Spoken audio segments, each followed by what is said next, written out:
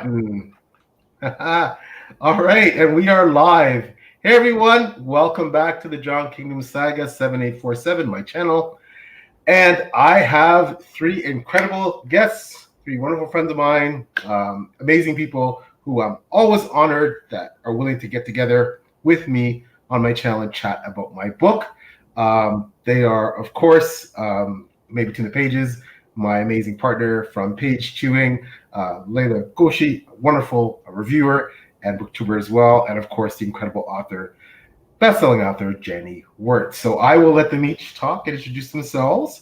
I just want to give a quick shout out for two people who have potentially been here but won't be here. First of all, the amazing Blaze Ancona from Under the Radar Books. He's quite busy today. He's got some family stuff going on, and but shout out to Blaze. I know he would be here if he could, and thank you to him. And the awesome author Miles Cameron. He also has a lot of stuff going on, but we feel their presence and we miss them and we wish them all well. And obviously, best wishes to both of them. So I will let my amazing guests introduce themselves quickly and anything they'd like to say. I think we'll start going this way. So we'll start with my partner, Taylor from Maed Between the Pages. How are you doing? I'm doing great. I'm excited to be here. I've been lucky to be a part of these deep dive conversations for every installment in the Drowned Kingdom Saga so far, and I always walk away with a better understanding of the books and a deeper knowledge of what I read. So I'm delighted to talk to these two wonderful women and, of course, the author himself and really get into the nitty-gritty of it. Thanks for having me.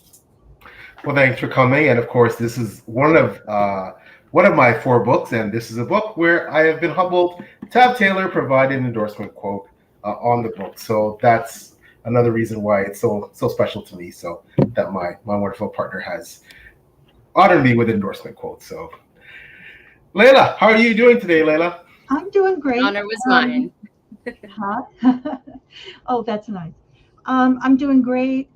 Just teaching this summer, doing some writing, working on my magazine. I'm moving into a new phase where I've actually am turning it into a real magazine now. I was kind of, getting things up to speed before. So yeah, it's all good, and I'm happy to be here. I have some theories to talk about, and I can't wait to get into it. So. You always have some amazing theories, Layla, so can't wait to hear what you have to say. And Janny, how are you doing? I'm doing great. We're being photobombed by a cat. Oh. So if you see her tail go by, that's Brinley. So yeah, I'm here. I'm feeling really privileged to be on the ground floor with a series. I've gotten to read every book as it comes out, and it is developing into something massively complex, deeply interesting, with many angles and many themes and a fantastic cast of characters. So I can't wait to see where it goes from here. Photobomb by cat number 2. That can happen to me too, because I've got 2 cats running around. Bengals, the minute you're doing anything, they have to be part of it. Exactly. That's all good. Photobomb by babies, like Samiri, photobomb by cats. Everything's good. It's all good. I just want to give a quick shout out to those who are joining us in the chat. Timothy Wolf, wonderful author himself. Can't wait to get to his work. Awesome. Has written some, very humbled by some great reviews he's written of the Drowned Kingdom Saga. Check out Timothy's books. He's amazing, and he's always such a great supporter whenever I go live. So Timothy, it's always great to see you. Thanks so much for showing up. And we have the wonderful Anne-Marie Winnie, another great author. Please check out her work. Taylor and I have had the privilege of interviewing her on Page Chewing. Anne-Marie is such a wonderful soul and such a brilliant author. And just thank you so much, Anne-Marie, for showing up and your support. And Timothy, yes, this is a spoilers discussion, so let it loose. I know you've read Alliance Pride, and obviously so have our wonderful guests here. So I'm going to open it up to them. And before we necessarily get into spoilers, just here's some overall impressions of the book and, what you thought about Alliance Pride. I think we'll start seeing rotation, and we'll go to Taylor.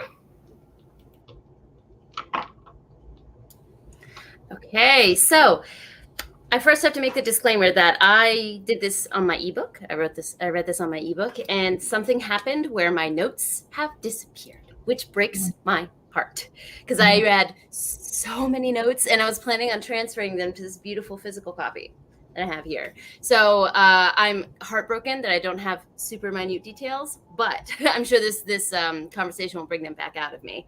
But one of the main things that I really got from this reading, which is very evident by the quote that I was honored to put on the book, is that for me, this installment is where Othrin shone as a character, in the sense that we see the payoff of a lot of the intricate work that you've done, PL, up into this point. So the fact that he's this frustrating character that will take 2 steps forward, 1 step back, and has these 2 conflicting natures inside him. This is the installment where I saw that really shine through. Sometimes his bombastic nature is what's needed. Sometimes that gets in the way. But because of all the work done into this point, all of those situations are believable.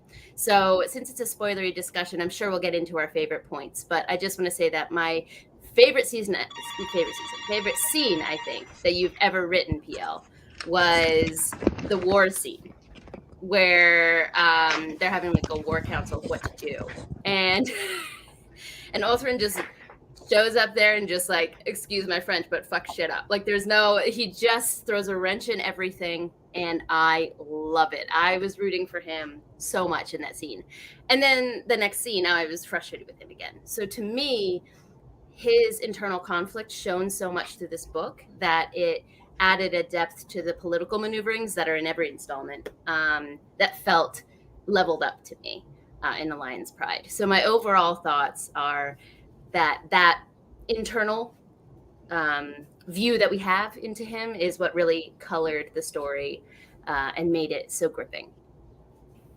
Oh, thank you so much, Taylor. You're so kind. Coincidentally, that was actually my absolute favorite scene to write, the scene you're referring to, which we can discuss more in the spoilers, where, Othrin basically, is being Othrin, and he's in a position where his overlords and superiors are there, and he's going to let his opinion known, and he's also going to do his best to maneuver himself into the most advantageous position, and he doesn't care what he says or does to do that. So that was actually one of my favorite scenes, if not my favorite scene to write in the book. So I'm just so happy you enjoyed it too and you picked up on that. So Layla, it came through. Oh, thank you.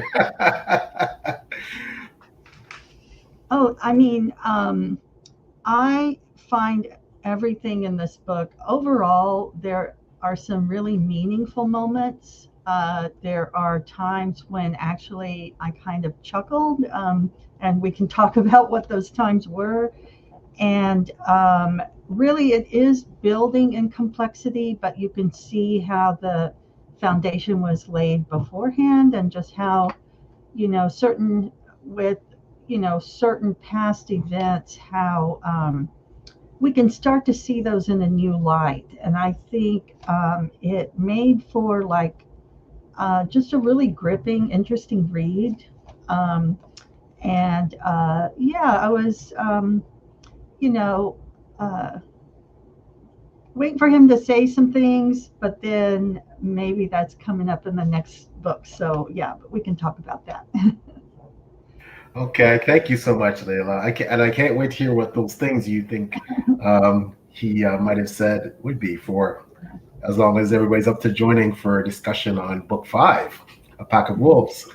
So, Janny, thoughts? This is the book where I think it's really amazingly evident that Othrin is in way over his head. He has always had a blind spot for women, and he gradually began to see that there's more to women than just his very chauvinistic take in book 1.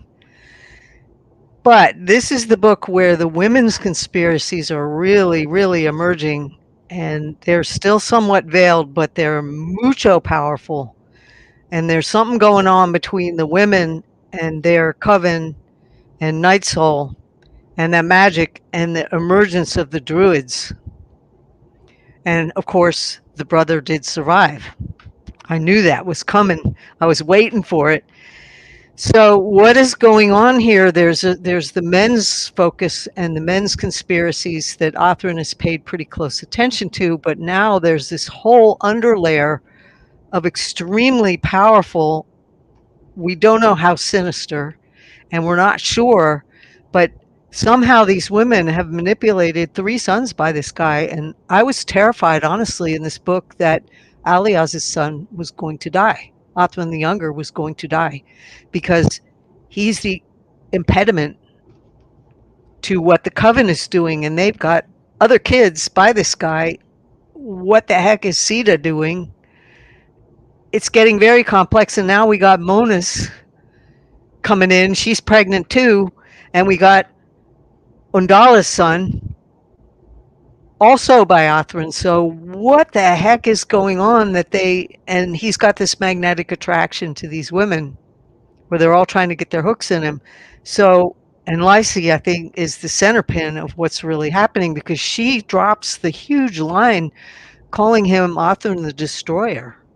She foresaw him coming, and the major revelation hits like a ton of bricks that the Coven believes that they drowned Atlantis. So there's more coming up below the surface. I could just feel the magma building, and Othran is sailing along, screwing everything and being his heroic self and paying attention to some of the wrong things when there's this massive mess building up, and we still haven't seen what Barafet's going to do. They're going to come back in like a ton of bricks. So it's like I'm waiting to see all of these threads come crashing together, because there's a big knot building, and his flaws are still very much in evidence because he's blind to 90% of it. Mm-hmm. He's getting better. He admits he's wrong, but in the heat of the moment, he reverts. So I have a feeling, what disaster is going to come of this, because he's unaware. And how hard are they playing him? Yeah. Those are excellent points. And I got to give it up to Janny. Janny was insistent. Now I think we might as well get into the spoilers quickly, because we've kind of broached into spoiler territory. So just warning for anybody who hasn't read the book that happens to be hanging around, this is spoiler filled in general, but now we're definitely getting to spoilers this early on, because I think we need to. So Janny, got to give it up to Janny. You and Taylor and Layla, you have some incredible theories. And I looked back at a lot of your notes prior to this discussion. I sent them to you for fun on email, if you recall. And it was so uncanny how many things you all got right that you just nailed it. And for Janny, she was insistent from Lord King that Earth was alive. Well, he was. So, and I try to keep that poker face going every time you say the brother's alive, the brother's alive. No, there wasn't a body. Sorry, there wasn't a body. You didn't give his death on stage, so I knew that was coming. And you hinted in the last book that he had a purpose in trying to unite Scandinavia with Atlantis and bring back some of the old ways. So there's something deeper going on that he was doing, and the old king must have been in on it, because he agreed to bring across. Yeah, as soon as I read that part, I was like, Othran is just blinded. And so what's the game going on here, and what's Undala's part in it, and what are all these sons going to do? They all have a claim to his kingdom and the greater kingdom of large. They all have a claim. So they've all got, so is it a power play? Is it I'm waiting to see. But there were enough hints dropped in this book. It was just freaking blowing my mind every time another one of these women came on the scene. I'm going like, you are playing a long game with a big ball of string here, and your puppet is dancing to your tune, absolutely doing what you want. And I want to follow up on that, because when about 2/3 of the way through the book, when I learned that Sila was advocating for Lacey's son, who Othran refuses to acknowledge, I started thinking, wait a minute. Now, first of all, maybe she and her sister are closer, and maybe Sila is just an angel not the Aunt Charlie, but an angel. And but I was like, between that and her efficiency in like running the household and doing all these things and becoming a more powerful mage, he needs to like watch his back. She's not just a pretty face. She's not just a pretty She's face. not just a pretty face. Yeah, and so yeah, at certain times, those were the times where I started chuckling a little just about Othran and his just assumed way of thinking, oh, there's a beautiful woman. Of course, like he's saying, I'm trying to hold myself back. At the same time, you can, Thinking with his little brain. right. Every single time. And the thing is, he's lost all the people around him that kept him on the straight and narrow, the ones who kept and supported him. All that's left is Glathan. When Glathan goes, he's got no rudder, and he alienated. What's his name? Uther? Sorry, Yes. And Apalt is dead, and now his son likes men. He's going to make the same mistakes with his son, and so he's stripping away all of the people who would support him. And I don't trust Undulus, kid. Yeah. Not after suddenly siding with Lysy. So what's going to happen when Glathan's gone? Yeah. Well, yeah, he's got thorough, but yeah, his circle is shrinking. Sorry, Layla, go ahead. No, I just wanted to say, following up too on his son, that was one that I thought the first scene was so well written, where when he's 7, he says, I'm going to marry my friend. And, we have this whole conversation where he's like, no, you're not, and, but then when is it Uthlin? Yep, Ethan. Yes, Who he learns has passed away, and he's very sorry for that. I wasn't sure if he was immediately going to say, he didn't make the connection, where, oh, I treated this relative that I loved so terribly all my life. I better go make amends to my son. He's not quite there yet in his thinking, which I was a little sad for, but I also understand why he's not there yet, because he's not there yet with a lot of his like assumptions and biases. He's just starting to realize that women might have more substance than he assumed. And so, yeah, I think he has a little bit more internal work to do first, but I hope that the death of Udlin is something that makes him think, and not just think, but act and make amends. So. Yeah, I just wanted to follow up on that point because I'm kind of between where Layla and Janny are. Like, I don't know what's going to be the result of this. It could be that he doesn't learn and yet again alienates his son. But it could also be a chance to have a late realization. I don't know. Maybe I'm between the two. I think maybe he'll realize too late. He won't be able to fix the actual situation with his son, but that will be the thing that makes him realize. So I don't see him making progress quick enough because he's already made some pretty big choices there. But I think that's going to be a linchpin point later. Well, and his advisors, when you said he's still got Thurl was a general and a fighter. He doesn't have the intelligent cleverness that Glathan does. Mm-hmm. So I see that when he loses Glathan, he loses his grip on what he's really, because Glathan's the only one that's going to see it coming. Mm-hmm. Yeah. Well, Thurl also raised Undala's son, right? So he has love there and a connection there to someone who might have their own, But he's not the advisor that Glathan is, because Glathan would keep him out of trouble when the bigger things start to brew up. Glathan's always the one who warns him and who covers for him. Glathan covers for him. When Glathan's gone, the whole pot of shit's going to be left in Othran's hands. Yeah. Yeah, I just hope that when he's gone, it's not permanent. I don't know what you're gonna do to us, PL, but I'm really hoping that it's not permanent. It very well might be. But. Well, it's funny how, and there's so many things we can talk about, but tailing back to and I'm going to quickly put up this comment by Timothy, which the line. And like that line stuck out to me. I my head in the sand and bid my son goodnight. Makes you think he will accept his son, or if nothing else, he will just keep his blinders on.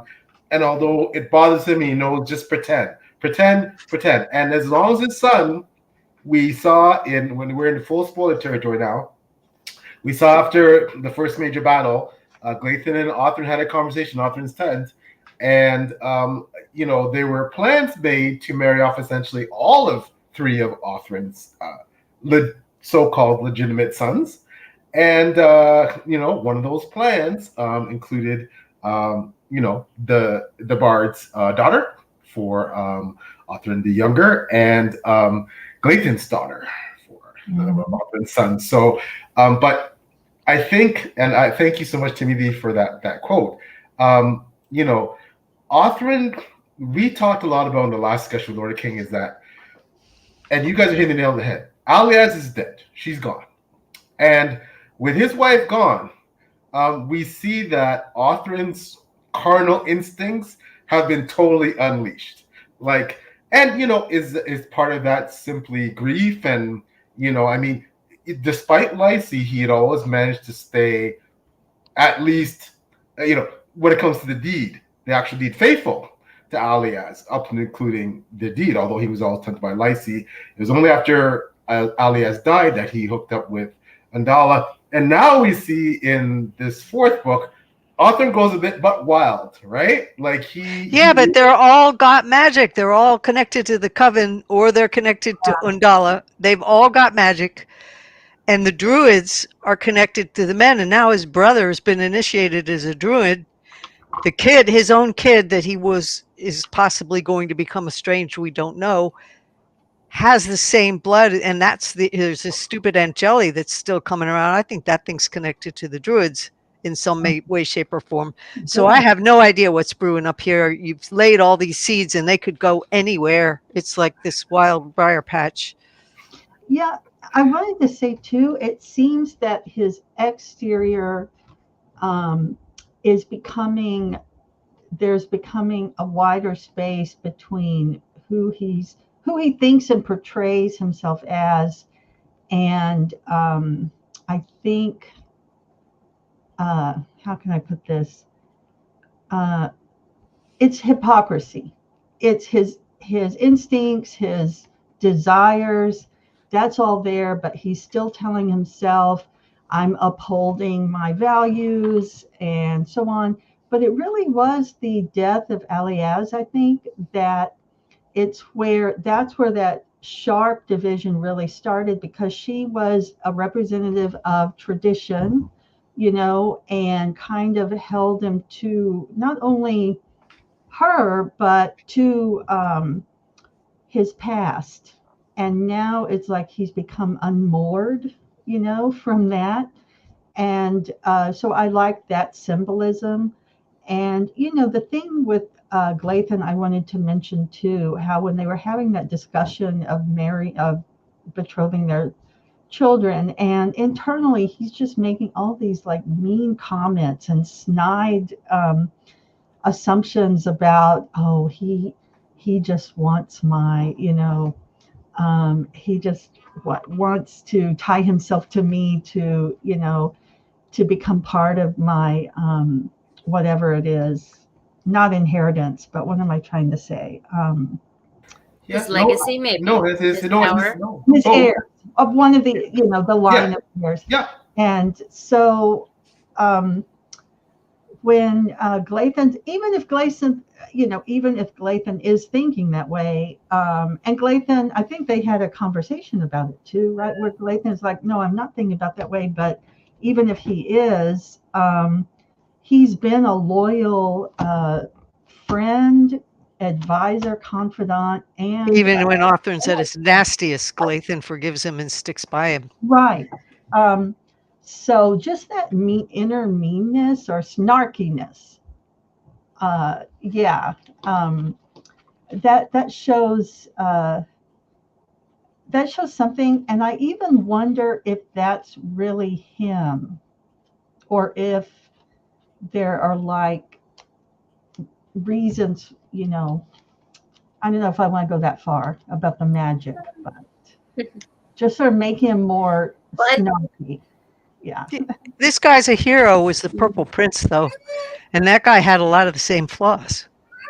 So I don't see him being manipulated from outside. He Yeah. maybe is manipulated from inside, and that thing is taking advantage of it. But I think he's got a level of snark that, because his family rejected him very early. Okay. Yeah. That. So he had to be the center of his own universe because he didn't have to answer to anyone else. Yeah. That's a great point.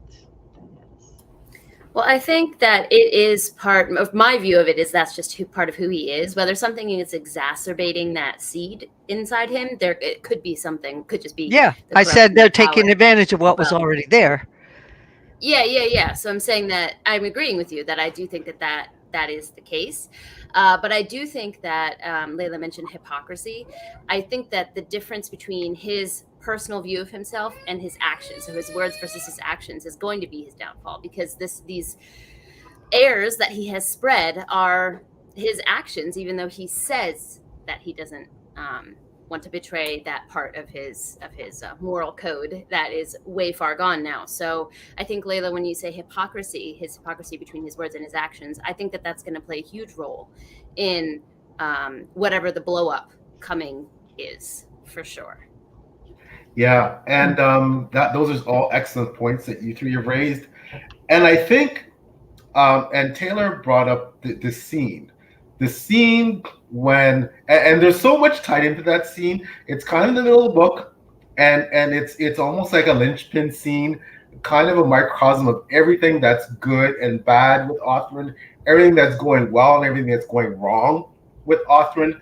And just to refresh, Othrin is basically, he's just avoided, potentially a massacre with Tarlis.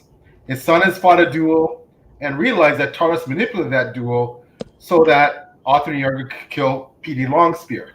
Othrin has, shown some pretty good leadership and generalship overall to this point. But at the same time, he's been outmaneuvered, as frequently happens with him. Now, in all of this, he returns to Gritri. He sleeps with Monas. Basically, he's let his impulses, his carnal desires, he's finally given in. And she did some seducing, but really didn't have to do much. And tells him basically right away that she's pregnant. And also says, confirming this theory that Taurus has told him, that people told him that V was told that there's a spirit of a dead king inside of his sword. And on top of everything else, in the midst of all this, Othrin's been seeing basically pixies and elements of the gods that supposedly inhabited Apithia. On top of that, Ingersa and Thurl show up. They've come from the capital, and Ingersa basically tells Othrin, yeah, Lyse is there, and she's planning to assert her dominance as the High Queen, and Barthel's kind of giving in, and guess what? Part of the reason for that is because I've supported that, and I was basically set by my mother. Yep. That was part of my mission, which Jane had. The women have a long game going. And what's this naming Lyse's son Lucifer or Lucifer? God. And the thing that gets me is he thinks he's got great relationships with his own children, which he doesn't. And he has no relationship at all with all these bastards. So it's going to be a fucking mess. Yeah, and I had to put up this point to the authorship consider vasectomy, the medieval version of vasectomy. Yeah. So back to the scene. Yeah, and it's all extra point. So Andala had told Arthur, he remembers afterwards that, there's that point where back when Ingersoll first came, Ingersoll was a kid, like, he could be a spy, but then remember, Andala had told him basically straight up, yeah, I plan to see, I'm planning to see where things go with Lacey. I'm still going to conquer, I'm going to explore this claim. She didn't say why, but she told him. She told him she's going to do it, right? She just happened to use her son. So, and Arthur's caught because he loves Ingersoll. He's guilty because he feels he hasn't raised Ingersoll. And he's got a daughter. Exactly. He's got a daughter in the South. Now, when's that going to come around and bite him in the ass? Yeah, and you're not writing Arthurian in triplicate, quadruplicate, are you? No. Quick shout out to John A. Douglas quickly. Thanks so much, John. Wonderful author, booktuber. Thanks for coming by. He is amazing. Says good evening and just show up to hear my longest guesses were tickling. Oh, John's awesome. I'm fine with F-bombs, okay? So I love the Oh, that's great. Yeah, it's a Nerf. Very useful. Yeah, you can bounce it off the screen and it's harmless. It's a Nerf ball. Very useful. So Arthur, goes to the capital to see Bartho first of all, who now is basically, while he's dying, Bartho's pretty well taken over as king. Herd is there, Lacey is there, and this scene that Taylor talks about, that, like I said, was my favorite scene. Arthur shows up and sees a big part of Lacey's army encircling the capital that he feels he just helped conquer for luncheon, and he goes ballistic inside. Now, I haven't even mentioned that Monas is marrying the inept son of one of his allies. That's going to blow up too. It's like you put bombs into the ground all over this book. Every chapter had another one, and I'm going, this is going to be a massive tsunami, and it's going to be a nuke going off when all this stuff happens. I have a feeling you're going to roll it up into one big explosion. Well, there could be coming, but yeah. So Arthur, basically, he slept with Monas, but you think he's going to show some guilt and humility about that? Nah.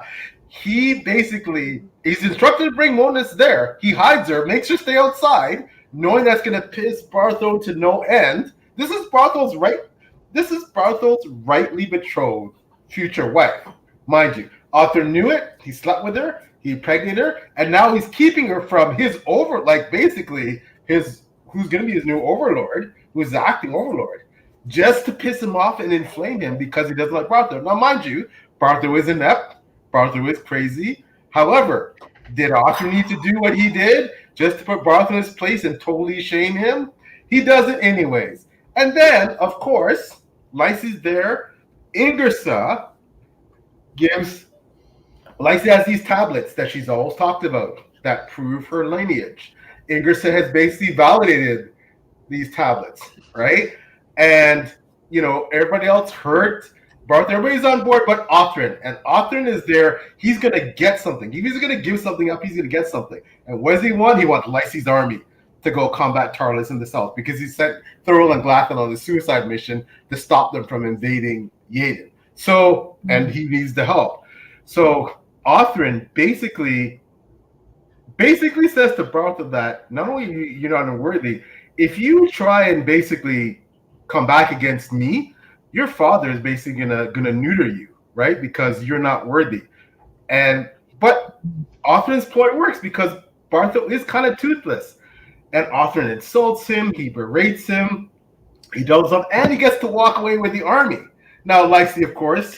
He's just created an ally for his brother, hasn't he? Yeah. Bingo. Well, we did see in the at the end of a part of when we see Rupa and Erthel together, Erthel did mention that Lacey was supposed to play into their plans. We don't know quite know how, but Lacey seemingly is on side with the Sanavians. Always has said she was. Arthur's biggest problem with Lacey, she engages in slave trading. She does it with the Sanavians who peddle in slaves. That was a huge thing. But now Erthel's basically saying that Lysi's part of the plan to eventually conquer Eltlia. We know that he set up the duel for Ingersa to win. So he will set up this guy to get killed. His ally's son, that's the weak one. But it's going to come back around in a big bad way because, like I said, that's the back door for his brother. Wait, And Lysi's in on it too. I do think. Go ahead, Layla. I'll go after you. no, I just wanted to clarify. You meant,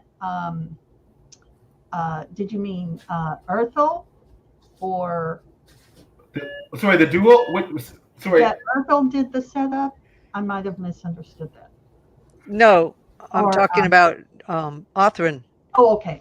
I was. Othrin the Younger. When Othrin the Younger dueled Petey, Right. when Tarlis set it up so No, she he- could get Petey killed. Right. Yeah. Okay, sorry. I just wanted to. So people set up people, but it's going to get messy. Yeah. And there's so many snakes in the grass, I practically have to keep a list. Mhm. Yeah, and you know what? Yeah. Sorry, Taylor, go ahead. I just wanted, before we move away from that one scene, because I did bring it up in the beginning because it was one of my favorites, so I just want to talk about it a little bit. I do agree that with both Janny and Layla, that I think that those choices that he's made are going to have long-term implications. But I think in that moment, there was only one way he could get what he needed. I think in that moment, and it is his bombastic nature that allowed him to do that. So I think when I say that, I can love him one moment and hate him in another. This is one of those moments that showed that to me. Like when he sees the pixies outside and just winks at them and is like, I accept this now. Like when he had that kind of energy going into it, I was so excited to read that scene because past Othrin would never have just winked at a pixie and moved on. So I do think that that showed some of his progress. And also, it kind of reminded me of sports. Okay, go with me for a second here. So as someone who's played sports for a long time, there's always someone on the team whose job it is to kind of rile up the other team. They're not necessarily the leader. They're not the captain because the captain has to present themselves in a certain way. But there's always someone on the team that shoves a little too hard, riles the other team up a little bit. And I may or may not have been that person on a team or two. I've also been the captain. So I see him as that person, but he happens to be in a captain position, which he doesn't look good. He's hypocritical, but his strength, when he can use those strengths, when he can basically be that push in a situation to do what no one else will do, because Barthos did need to be put in place. He had to be, and no one else would do it. And he doesn't mind being that person. So I think that we're seeing not only a hypocrisy between actions and words, but also he's in a position of power that his personality doesn't necessarily match. He'd be a great general, but he's not a general. You don't want General Patton at the peace table. Exactly. But he is there. He would make a And so great General Patton, but for the rest of it, about I as agree subtle as a ton 100%. of Bix. Oh, I agree 100%. And that's one of the joys that I get out of him is that it's like a juxtaposition between who he is and who he wants to be. And he has a position for who he wants to be, but he does not have the position for who he is. But who he is was so useful in that scene. I had a great time. I wish I had my highlights because I think I wrote like "fuck yes" or something. I need your F-bomb, Janny, for that scene. So Paige Christie knows who makes these. Once. Really? Paige Christie knows who makes these. She could get you one. It was crafted by somebody she knew. Oh, I would use it. Yeah, I use it all the time. It's on my desk. I throw it at everything. The cats, my husband, the screen, my editor. Oh, that is awesome. Well, you know, Othrin threw down a few of those in this book. And, you know, Othrin, like, again, what this guy does, sometimes it's like, and after believe me, as the writer of the book, when I go back and read whatever, I'm like, oh, man. I was like, oh, man, what did I do? But I still write it anyways. But Othrin, think about what happens with Othrin in the beginning of this book. He, you know, just wants a vacation. He's burnt out. He's feeling guilty about April's death. Euthan is pissed off with him, retreated, not talking to him. He's, you know, had to deal with Tarlis and this. He's lost Undala. She's gone back south. He knows he's, you know, like, I mean, he's got some issues, right? he doesn't want to marry Sila, but he's gonna drag it out, go on a vacation, go spend time with Glathan, his favorite homie, chill with him, and of course, Lycée shows up, right? Lycée shows up, tells him basically that the coven, nothing leader of the coven is gonna kill your future wife, and let's go save her, or you should go save her. So, they go off on this mission. Viwa insists to come along. On the way, Othrin finally gives into this thing he has with Lycée. They go nuts on each other, and Viwa catches them. They go to the coven, they hide, and Othrin finds out basically that after he exposes himself to the coven, that apparently Lycée and the mages prayed to Othrin's single god to destroy Atalantic to get to Othrin. Just to destroy Othrin. Yeah. They wiped out a whole civilization, apparently. That's what they believe. Just to kill Othrin. But the angel saved Othrin, according to them. Maybe they were trying to get Earthall, but we'll find out. So what the hell is going on there? And then the Druids show up. Lycée, back dealing as usual, had made a deal to rescue Sila earlier by selling her to the Druids. She backs out on that deal because she decides to use the Othrin rescue trick. The Druids tell Othrin, like, hey, buddy, you were able to smell like mages and stuff. You think that's by accident? You got Druid blood in you, buddy, right? And Othrin's Othrin, you taught me the F-bombs. Othrin loses on them. Othrin reminds me of that thing I read yesterday about this little 90-year-old lady who for years and years was using what she called a metal hammer to pound nuts and drive nails. And it turned out all these years, 40 years or something, she was using a hand grenade. Didn't know what it was. And she's banging nails with it and pounding nuts. And it's like Othrin is exactly like that. That's a great analogy. That's a great analogy. And like Othrin, to his credit. Now this is where again, Othrin is scared shitless of Nulthi, right? She's scary, and he's scared shitless. And Othrin isn't scared shitless of much, but he's scared to fight her. When he realizes he's got to fight her, he's scared shitless, and he basically fights her and realizes the only one I want to kill her is if I die too. They only get close to her if I'm basically let her stab me. And he takes the chance. Now, again, this immense bravery and courage to I want to give up my life. I'm a knight, I'm chivalrous. If I have to, as much as I want to live, I'm going to give up my life to put this woman down, right? And save Sila. Again, incredibly brave and incredibly selfish and incredibly chivalrous. But then on the other hand, right? And just, this guy. Who did he just put in power? And what's Night Soul's part in this? That's a good angle too. Yeah. So many snakes in the grass. Yeah. Because, Othrin's just killed Night Soul's mother. Wife or mother, yeah, whatever. So this is going to come around to bite him. Night Soul's. Yeah. Sorry, Night Soul's mother. Night Soul's. This is pretty bad. And then you end the book with him figuring out his brother's still alive, which means his brother is still the first king. So he's got another overlord that's also his enemy. And the thing I wonder is, why did Earthall take so long to make his presence known? Why did he hide in the grass for 20 years? That bothered me. Made no sense that he waited 20 years to get. And what about this adopted daughter that he's now married to inherit the kingdom that his ex-wife would have? So I want to just clarify the timeline because I know it might be confusing. Earth only waited a couple years till he actually showed himself. He actually waited only a couple years, and then and obviously the timeline is that, because I know with the time jump it's confusing.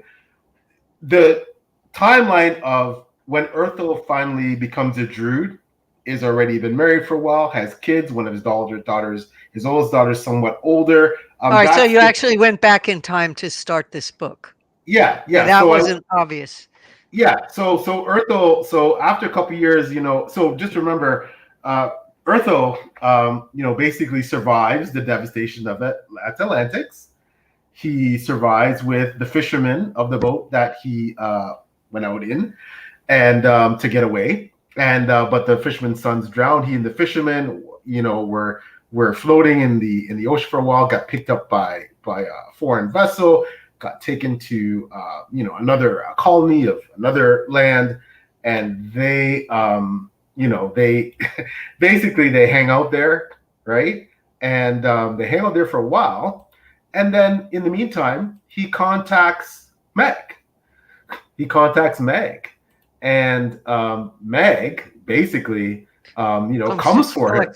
Yeah, Comes to collect him, right? Because he's part of Meg's plans, big time, Yeah. right? So, and he leaves the fisherman. And originally he was going to kill the fisherman, but his honor for the fisherman, his love for the fisherman, stops him, and he leaves the fisherman. Yeah, I wonder how that's going to come back, because he almost killed him right up till the last moment. Right. Yeah, And then he didn't. left him to live his natural life. Now, and now we haven't talked about Rupa. I think we really need to get. Oh, Rupa, she's a piece of work. So remember Rupa from Lord and King. She outsmarted Othrin and managed to run a few circles around him. Seemed like she was kind of attracted to him too, and basically offered him to have a roll in the hay, in the middle of outsmarting him. Now Rupa, is someone who, wants power and feels like Othrin is someone who feels they would never get it, because in Rupa's case, she was an illegitimate daughter. But lo and behold, Earthel and Meg show up and decide, nope, we're gonna make you the future queen of Norsu, right? And Rupa's immediately attracted to Earthel as well. They hook up pretty quick, and you see down the road at the end of the book, they've already had several kids together, and they're clearly in love. But Rupa has this thing where she doesn't quite trust Earthel that he's going to be able to kill his brother. She doesn't quite trust Earthel that he's going to be able to follow through with their plans to conquer Snavia. Do you guys trust Earthel? I actually, you mean trust in his ability to kill Othrin? Yeah, well, was he willing to? He's married Rupa. They have children together. This is the guy who was the king of Atlantics. Right. The antithesis of the heathens, the pagans, this and that, the single god. Now he's gone all the way, and now he's converted. He's a druid, right? Yeah, that's got to play. But he didn't kill his brother when his brother betrayed the country. He didn't kill the old man. Right. So we know he's got a soft side, but he certainly, Rupa would have no trouble sticking a knife in Othrin. Absolutely none. Yeah. What I thought about Earthel is first just going back to something Timothy said, that I think he said he liked how well written the opening was, and it was really fascinating to me. One, because I could tell there's a new character coming onto the scene, but Earthel, or Latre, as we knew him before, to me shows more alignment of his inner world with, like, he's more self-aware, and at the same time he was willing to do what he needed to do, and we didn't hear all of his internal thoughts, but if he had to work the ship, he worked the ship. If he had to be a fisherman for 2 years, he was a fisherman for 2 years. There was no sense of pride, as Orthran has. And so to me, that shows a little more intentionality over, when he makes a decision, and he can play the long game, where Othran is more just right now he's just jumping from woman to woman and doing all this stuff, and he does have some good moments too, but it's not that internal discipline, and I just really enjoyed those scenes of him with the fishermen. It's a puzzle, because He wanted to instigate a major change, shift the religion, build an alliance with a pagan country that his father detested. They were dirty savages. Yeah. And he pushed it too fast and he drove the country to rebellion. So I don't know if he's the more centered individual either. He's more mature in some ways, but not necessarily the cut out to be the great king either. That's a great point. So, unless I'm not, am I going to be like the Urkel apologist? I'm Urkel's lawyer. Okay. Whoa. No. What do you think, Taylor? Right, sir. What do you think, Taylor? Do you trust Urthel? We know some things about him. We don't know a lot, but we know enough to kind of get a sense of what he planned, what his ambitions are. Like, do you trust him? Do you want him to win? Do you want, because now there's two very distinct sides. Urthel against his brother. Mm-hmm. Yeah. Well, I think I don't trust him as far as I can throw him, but that's for pretty much every character besides Clayton. But I do, basically I had the same kind of analysis that Janny was talking about, looking at his past, what he was willing to do. So that takes a lot of fortitude to make a choice like that and decide that you're going to be the person that changes your entire society in that way. Now, I do think he pushed it too far, and too fast. So he doesn't have the prudence to go slow with that. But I do think that he is able to stick to his convictions in a way that maybe Othrin hasn't been able to in certain cases. So do I want him to win? I don't know enough about the Druids to be able to pick a side there yet, I think, because he's so tied with them. That plot thread hasn't been fleshed out enough for me to say whose side I would be on, but I am open to wanting him to win, depending on what things come out. The Druids are kind of giving me the creeps. They kind of give me the creeps. They mutilate their people. Their initiation is something, they kind of give me the creeps. So I'm not going to say they're going to be the wonderful do-gooders. Everybody in this book has an agenda, and the question is figuring it out quick enough, because we're seeing it through characters who are stone blind. Yeah. So we're being given the big picture in a little dollop here and a little dollop there and a little sentence there and a little observation there. And so it's up to the reader to put it together before the characters do, because the characters are blinded by their own agendas. Yeah. And I also, something with Urthel, he's not alone. We've seen throughout the series how important someone's partner is for, in Alias's case, or even with all of the different relationships we've seen how that changes what a character will do. So I do think that Rupa has a huge role to play in what Urthel does. So I don't see him as a single entity. Now that he's tied Rupa to her, didn't, and she's very clear in what she didn't win anybody's trust. The way she behaves, she's been painted as someone that's very untrustworthy. She'll do anything for power. So if she is the other half of Urthel, what's she going to lead him down the pike into doing? And we still don't know what the Druids are up to. That's the big. Yeah. And Rupa, all right, pretty well said that I love this guy. I really love this guy. But if he betrays me, I will kill him. If he doesn't help me kill out, if he doesn't do what I'm going to be the queen. He's going to be. If he does not do what I want, I will kill him. She wants power at all costs. That seems to be her bottom line. That's right. And I just had this thought that actually he tested her as well by having her held at knife point. Like, is she... bingo, Layla. Bingo. Is she strong enough to go the distance, sort of thing?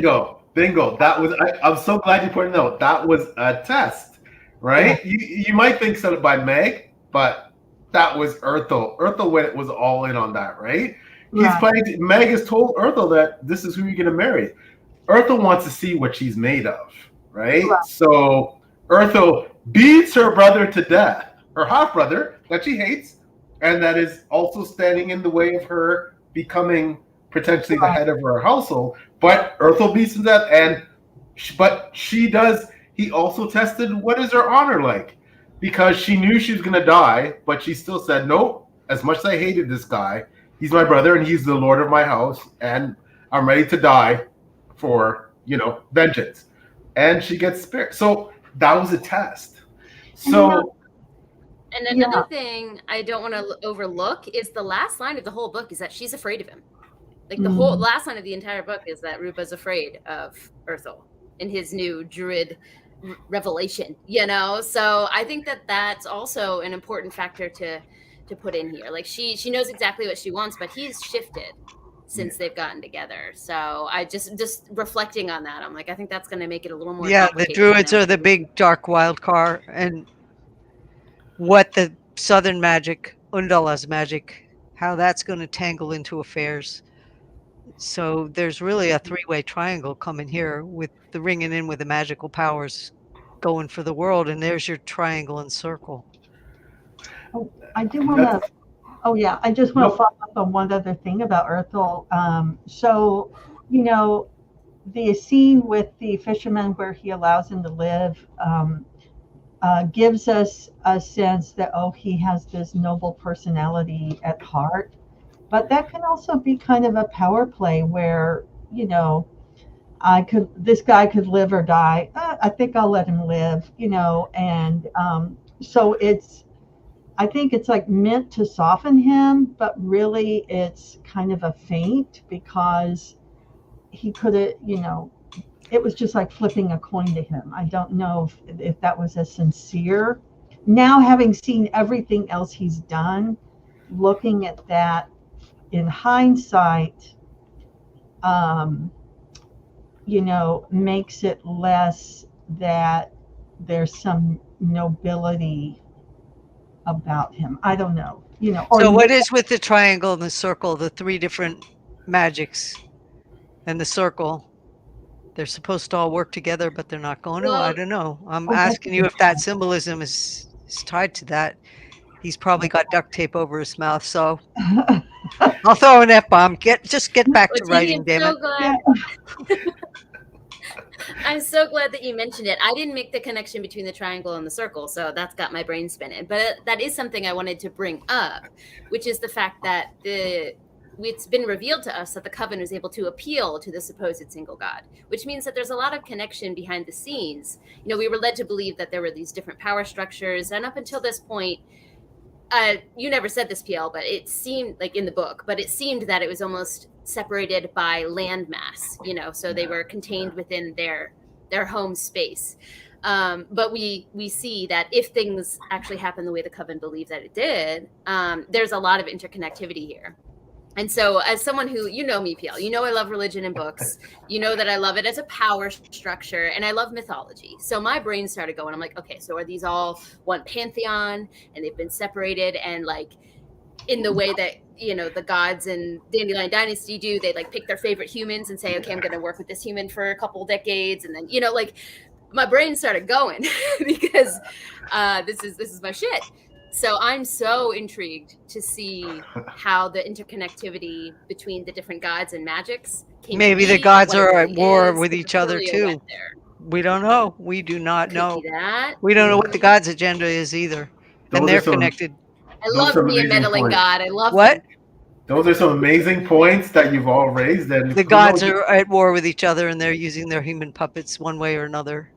You might see a bit more of that revealed. You never know in book 5. You never know that we might get a bit more insights into that. But yeah, like I said, none of the characters are all stone blind, but I think given that there's a one pantheon behind all of this, or one religion, they're using the same symbol, there's something connected here, and the enmities and the loyalties and the manipulativeness and the why are there all these babies running through this one person who's been named as a destroyer?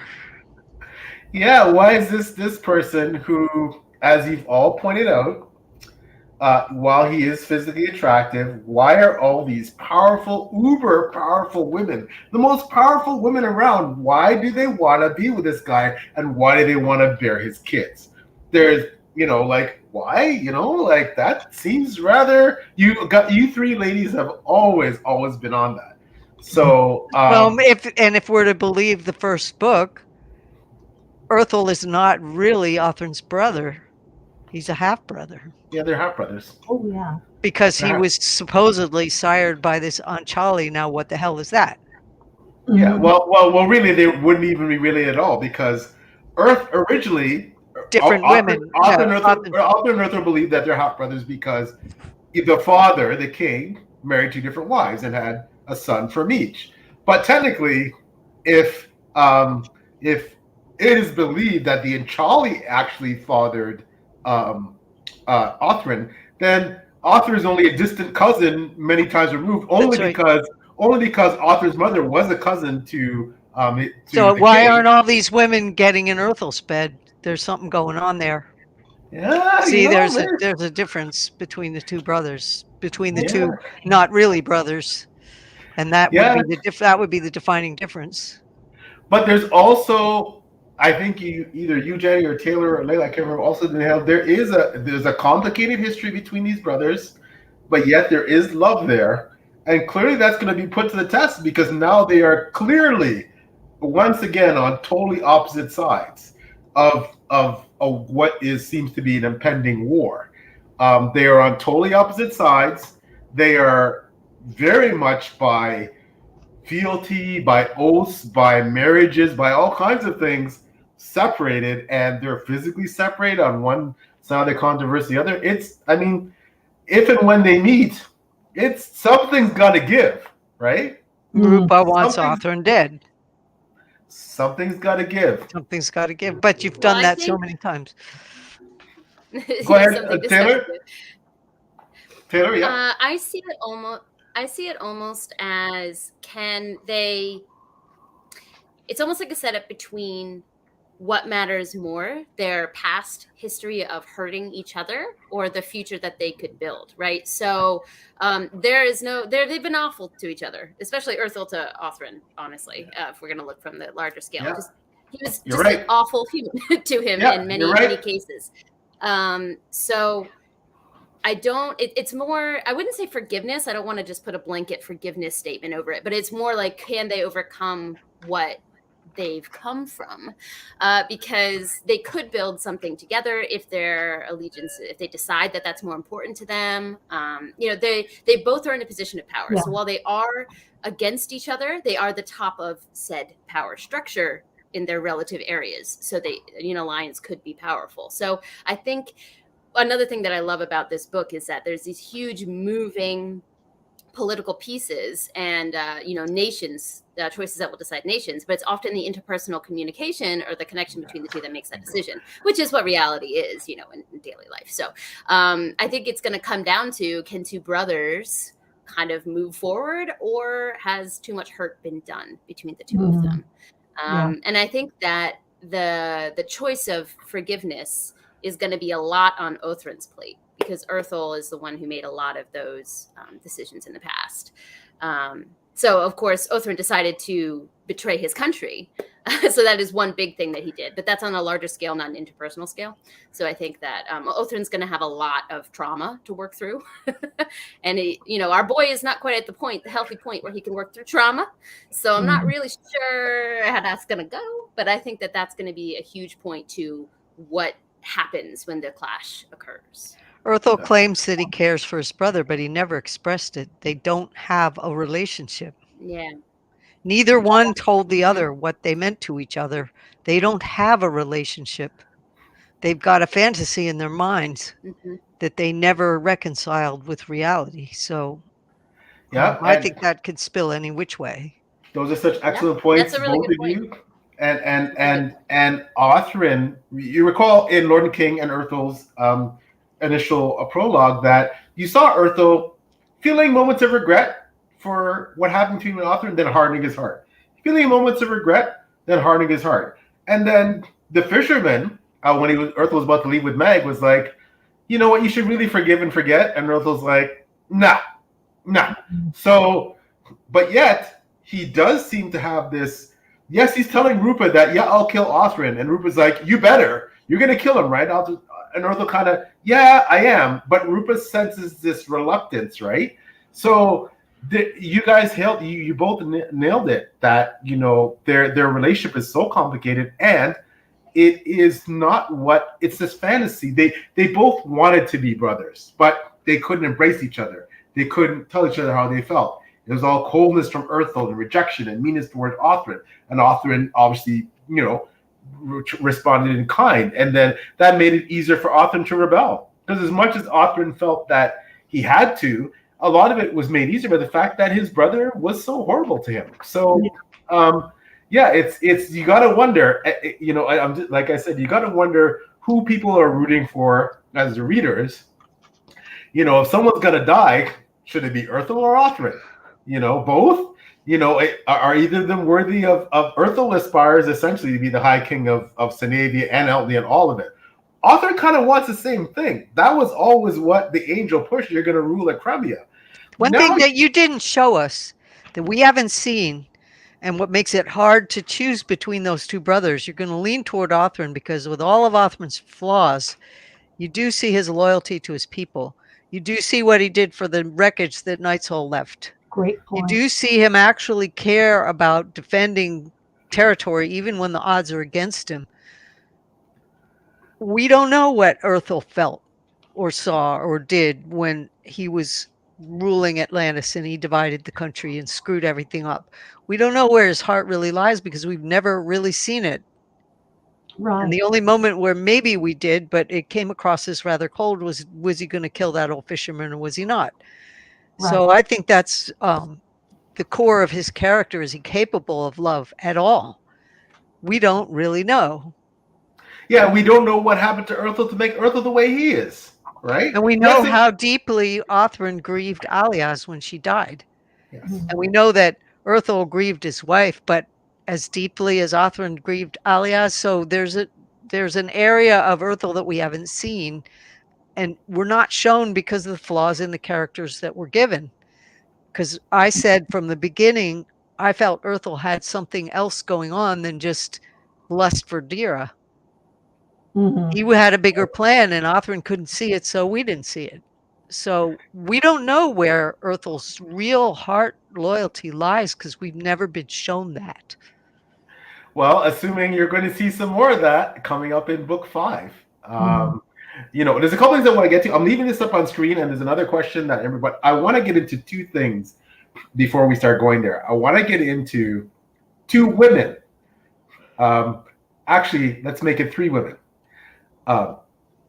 Scylla, Lacey, and Viwa.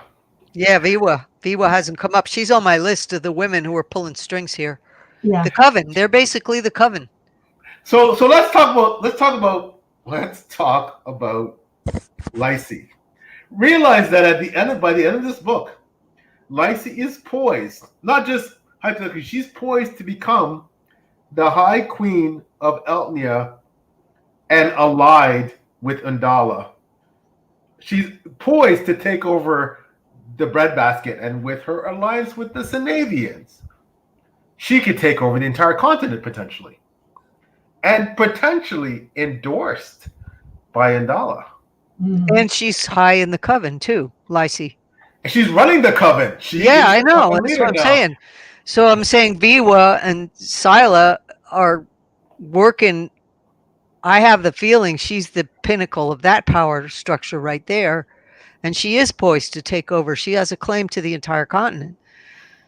So the coven, what are they really up to? And we know that they're busy. They've been busy, but Othrin is blind to them. So therefore we're blind to them. And we got to see more in this book, and it was pretty shocking what we were shown. But we haven't seen the extent of what their driving force. We don't know what the coven's moral high ground is. We don't know what the druids' moral high ground is. We don't know what Undala's moral high ground is. Those big questions are driving all of these forces, and we're not given that information yet. Because Earthel is a pawn. He's the pawn of the druids. So Lacey has managed to manipulate. We go back to book 1 when she was a princess. And she said, I'm planning to take over everything eventually. And now it seems she's poised to do that.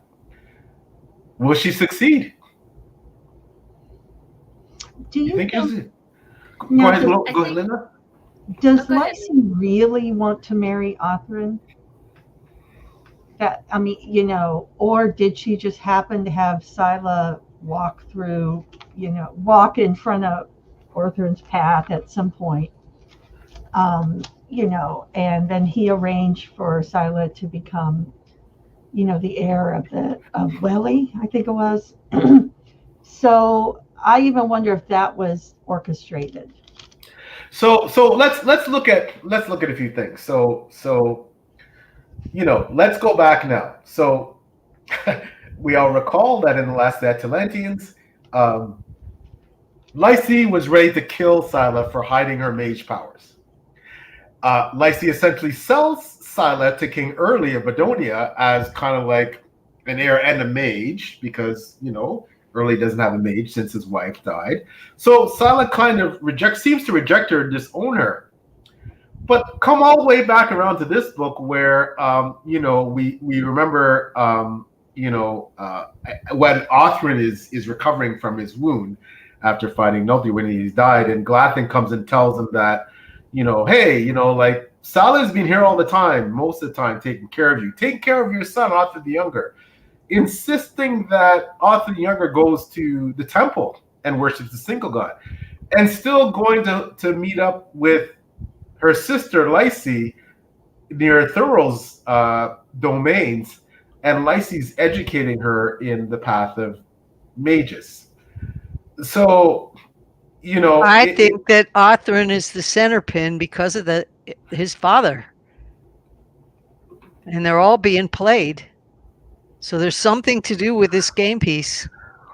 Flawed though he is, I don't know what you're going to reveal, but I just get the sense of why are they all after having his babies, and the only difference between him and any other character in that book is who his real father is.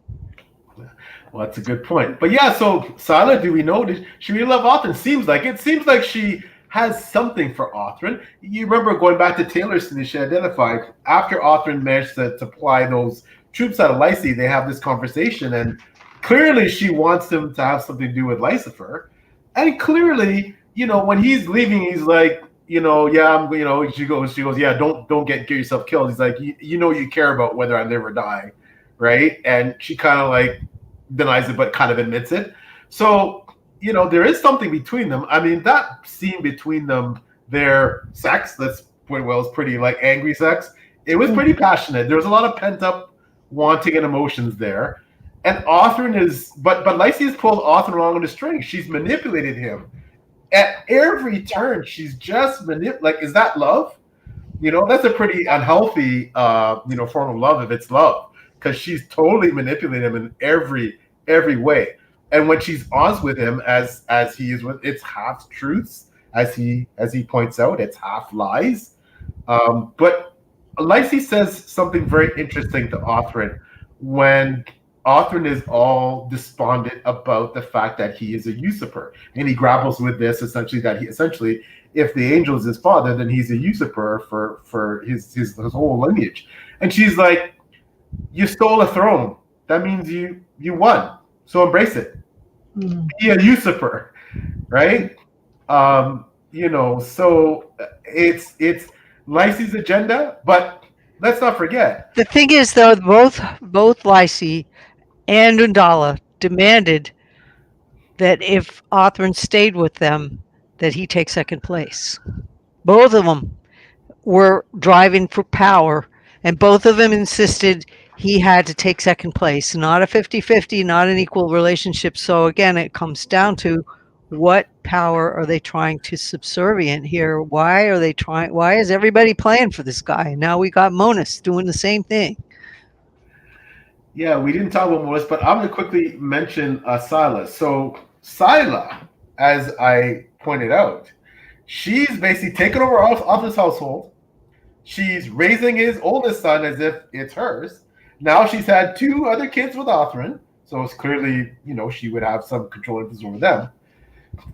Her and Othrin have a fight over her wanting Othrin to acknowledge Lycifer, her sister's illegitimate son with Othrin. Now, so either she's the kindest, most magnanimous, generous, sweetest person that's lived in king, or it's some kind of manipulation. Right. And what does Othrin do?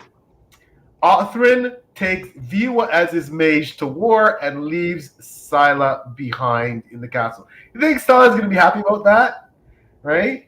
To the point where, and Bartho needles Othram like, hey, when Bartho says, well, you lost Viva's mage because she's going to marry Eld and she's going to be a princess of Luncheon. So you can't, why'd you get your wife? Your wife is supposed to be a mage, isn't she? And Silas still, at the end of the day, guess what Silas does? Silas and Glathan communicate, and Silas tells Glathan that Latry is Earthel. And if it wasn't for that, Arthur wouldn't even know that. So Silas is not going to be sidelined. She's not going to be sidelined. She's not just a pretty face. I said that. Yeah. She's not going to be sidelined. And finally, we talk about Viwa. Viwa started off as, in the last Atalanteans, a barmaid, right? Oh, yeah, but no, she was a barmaid in the Nest of Rebellion. She was part of the insurgency. And don't tell me she was just a barmaid. Excuse me? No. I don't think so. Yeah, she wasn't. She was her father was the chief spy of Lyci in Luncheon, and Lyci used Ralph and Viwa to manipulate the insurgency to make sure that Welly got back the throne so that eventually Welly could become an underlord of Silas, manipulate Othrin, manipulate Hurt, and on top of everything else, Viwa all this time, she started off in this, she was still a hidden heir, a hidden princess, and a hidden mage herself, and now she's risen all the way to be the princess of. I said this book was all about the women's conspiracies. Yeah. Coming up, we don't know the extent of them, but they're showing their heads. So, in a pride of lions, the lions work together. Oh, that's good. Yeah, that's excellent. The title, because the title can be thought of in different ways, and Janny just taught me another one actually.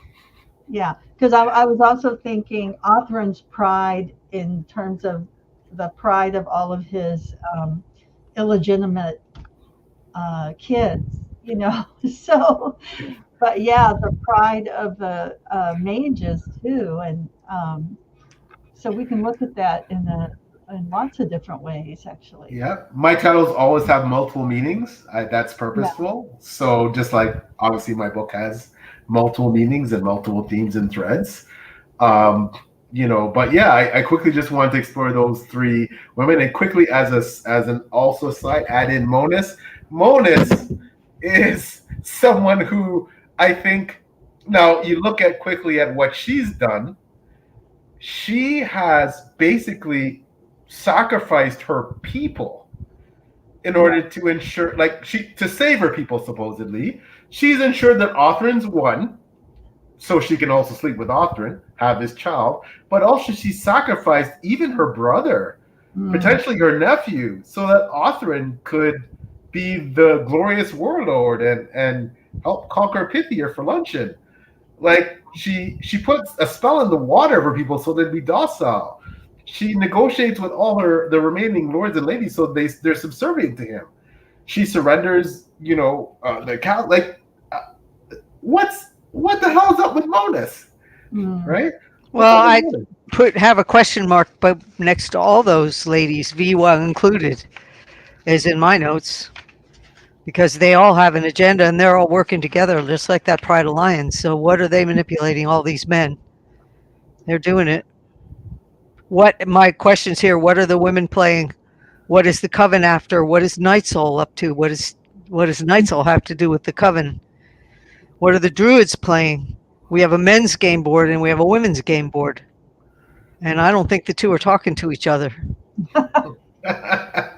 Not at all. That's an excellent point, Janny. And then we got Barafit sitting there. We still got the old man alive. We still got Undala's long game. What does that involve? We don't know. Yeah, and I see possibly that his first son is an impediment to what these covens and these other people are planning.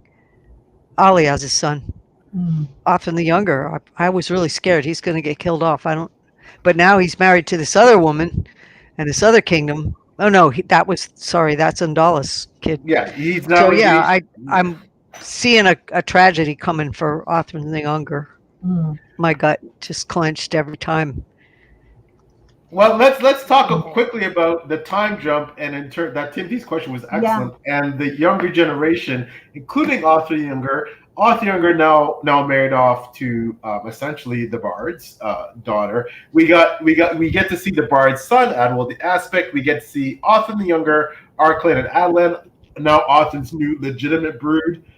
We don't know the sex of the child that Indala has with Arthur and across the way, but I thought you said daughter. I believe I left it ambiguous, but well, something in the book leads me to believe it's a daughter. Okay. Well, I think there's just a little hint, a little line, something very small, but I think it's a daughter. There might be, but yeah, we might find that out in book 5. But as well, now you have Othrin's surrogate children. I count Ingersa as one, even though Ingersa technically is more like Thurl's surrogate child. And Ingersa has now become a king consort. He helped save the day in Yaden, and he also has basically legitimized Lycie's claim. Ingerson's been a busy man, and proven himself to be indomitable in battle as well. And he's married an interesting lady, the Queen of Yaden, and he's actually her consort. And she's pretty powerful herself and pretty wise, and kind of schools Othrin near the end of the book about a few things about his relationships with his foster child. We also have Heris, the haughty princess, daughter of Hurt and Binnis, who is Welly's daughter. Heris is a pretty interesting character. She seems pretty badass, and she also seems to be pretty, like Othrin, pretty volatile and looking for glory, and doesn't serve fools gladly. And she's an interesting character. Probably my second favorite conversation in the book was the one he had with her in the tent after the battle. And they talk about the fact that Othrin has basically killed or actually orchestrated the death of both of Heris's grandparents, Saida, the Welly's former wife, and Hor the Horrific, who Othrin killed on the first day he got to Crimea. Now, isn't that interesting? And now she's Othrin's essential goddaughter. So Othrin has these complicated relationships, as you all pointed out, with his children and his surrogate children. But does he have exclusively their love? We can probably pretty well say he's got Othrin Younger's love. I guess the implication he's probably got Arklan and Atlan's love. But Ingersa, I think, admires him and respects him, but Ingersa seems to have other agendas and other loyalties. Clearly, Heris has other loyalties and agendas. Heris might be part of a essential conspiracy to remove the Kings of Luncheon and have Carthugi take over. There's all kinds of issues going on there. So Othrin got some problems. But in that, the time jump. So seeing the younger generation, seeing all these new characters coming up and all ones dying off. We hear that Welly is sick, probably on his deathbed. Hurt's definitely taking a backstage right now, although he's planning for what's probably going to be a big war in the north, the penultimate war in the north. Euthan is dead. Glathan's aging, still there. Thurl's there, but as Janny says, he's more of a general than anything else. He does give Othrin good advice when you remember at the end of the book when Euthan dies. Thurl does comfort him and does, provide some sound advice. But yeah, Silas died, Apol's died. A lot of, as pointed out.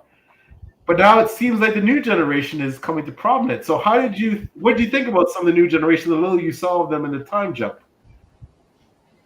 Well, I guess I'm sorry. I just want to say first that I popped out there and came back, but my Wi-Fi is much better now. You guys are not constantly being, catching up. So this is great.